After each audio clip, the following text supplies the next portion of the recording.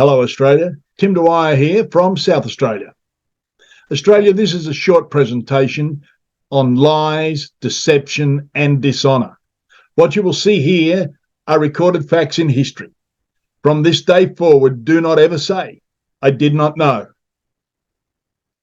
Fact check this, RMIT.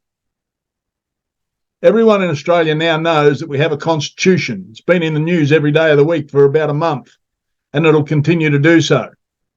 By law, every man and woman who sits in the constitutional parliament must swear the oath or affirmation below. We've been through this before. I, AB, do swear that I will be faithful and bear true allegiance to Her Majesty Queen Victoria, or in our case it would have been Queen Elizabeth, her heirs and successors, according to law, so help me God. And the affirmation, I, AB, do solemnly and sincerely affirm and declare that I will be faithful and bear true allegiance to Her Majesty Queen Victoria, her heirs and successors, and like I said, that could be Queen Elizabeth, and now it's King Charles, according to law. So the name can be changed. 50 years ago, the Australian Prime Minister and the Cabinet and the state governors and premiers committed sedition and or treason in this country. In the year 1973 and ever since, all acts have been enacted by the abstract Queen of Australia. The Queen of Australia is a document. It is not a living person. It has no reference to a living man or woman. Created by the treasonous political parties from 1973 with absolutely no Crown authority. What the people didn't know also is that in 1986, Bob Hawke and company hijacked the Constitution and introduced the Corporate Australia Act. The Red Book, here on my left, the annotated Constitution of the Australian Commonwealth. This is our book. This is the Book of Laws given to us at Federation. The Green Book is the corporate document of deception. It is legally separate from the Commonwealth. It is legally separate from the Commonwealth, from the Red Book. The GovCo con job. Dishonour, deception, fraud, untrustworthy and deceitful. Are they all those things? There are two Commonwealths, a corporate Commonwealth and the original non-corporate Commonwealth. This is clearly defined in the Public Governance and Performance Accountability Act 2013. They state in the small print that the corporate Commonwealth entities are legally separate from the Commonwealth, and the non-corporate Commonwealth entities are part of the Commonwealth. So the corporate Commonwealth entities are legally separate from the Commonwealth. Now, that is astounding. Pay attention.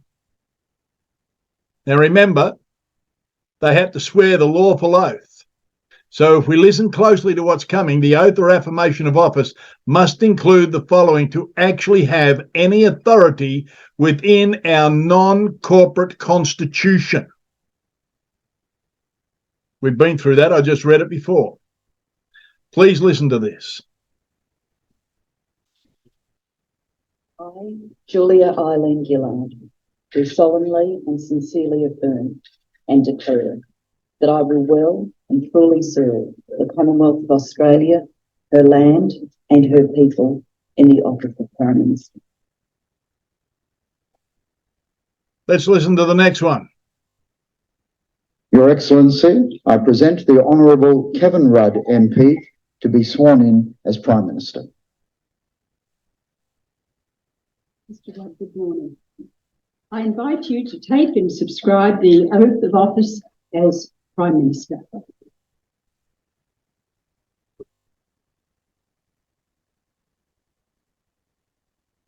I, Kevin Michael Rudd, do swear that I will well and truly serve the Commonwealth of Australia, her land and her people in the office of Prime Minister. So help me God. Would you sign the oath? Let's listen to the next one. Admiral, I invite you to take the oath of office as Prime Minister. I, Malcolm Bligh Turnbull, do swear that I will well and truly serve the people of Australia in the office of Prime Minister, and that I will be faithful and bear true allegiance to Her Majesty Queen Elizabeth II, the Queen of Australia, so help me God. Let's listen to the next one. Australia.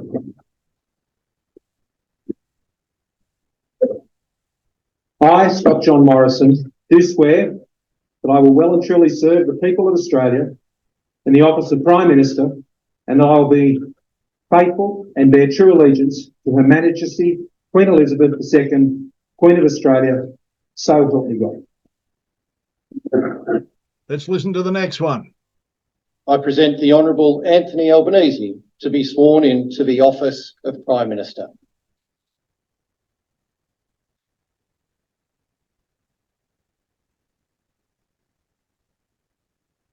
Mr. Albanese, I invite you to take and subscribe the affirmation of office as Prime Minister of Australia.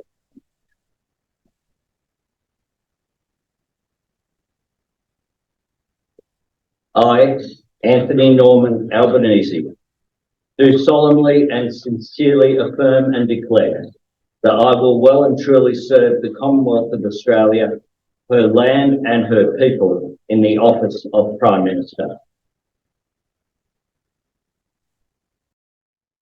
Her land and her people. Not one of those people have sworn an oath to serve you or I. They have sworn an oath to the corporate Commonwealth and the corporate Queen.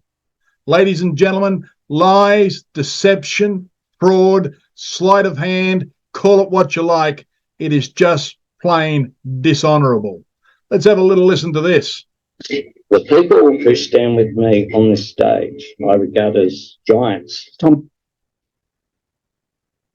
Please, we are going to use the rule book of the nation to force them. There is nothing more powerful than building a First Nations voice, a black institution, a black political force to be reckoned with. That's a bit more than recognising Torres Strait Islanders and Aboriginal people. Let's listen. To pay respects to the elders of the Communist Party, who I think, without a doubt, have played a very important role in our activism. This is the first step. Did we not fight against the communists in World War II and the fascists? And now they're on a doorstep and they're being headed up by our Prime Minister. This is a modest request. This is a modest request. This is a modest request. A modest request to be overrun by the communists, to lie and deceive. The man, Albanese, that is impersonating a Commonwealth official is wanting to change the very fabric of your constitution. He stated that he already knows what the conclusion is.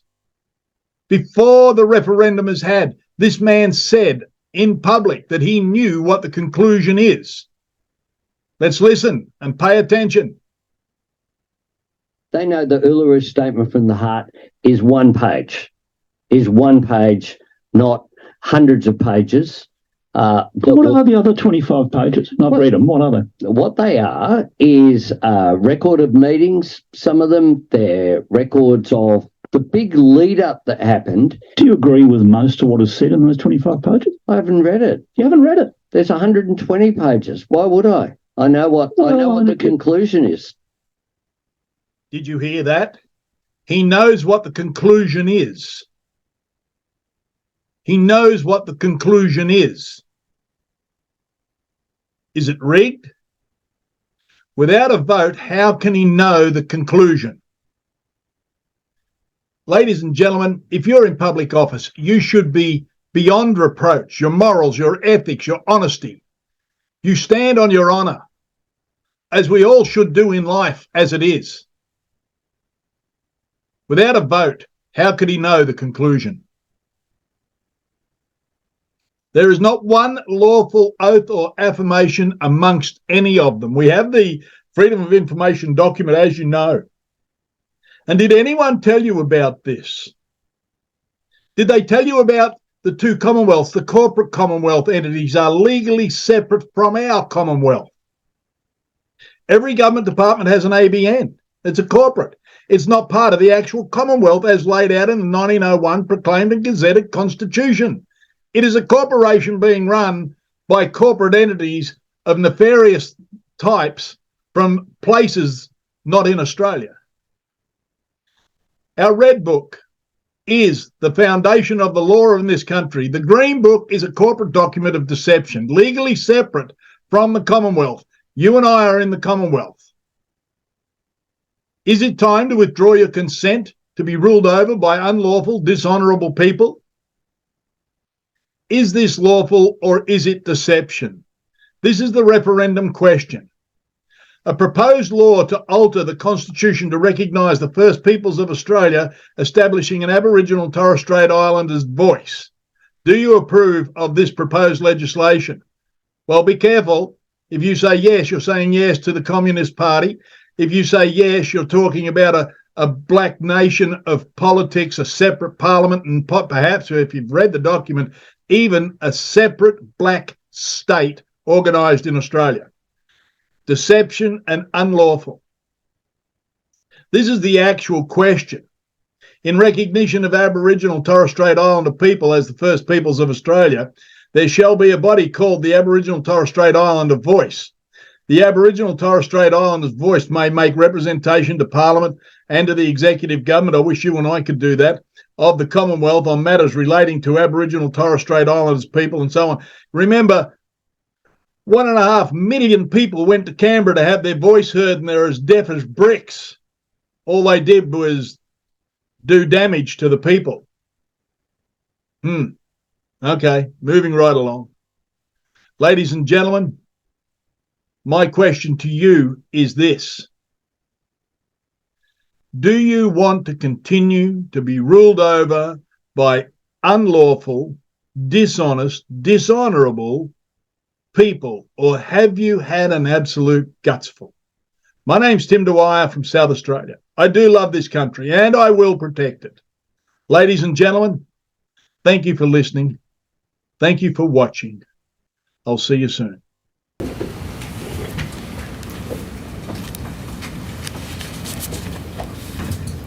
So to not put this to a vote is to concede defeat.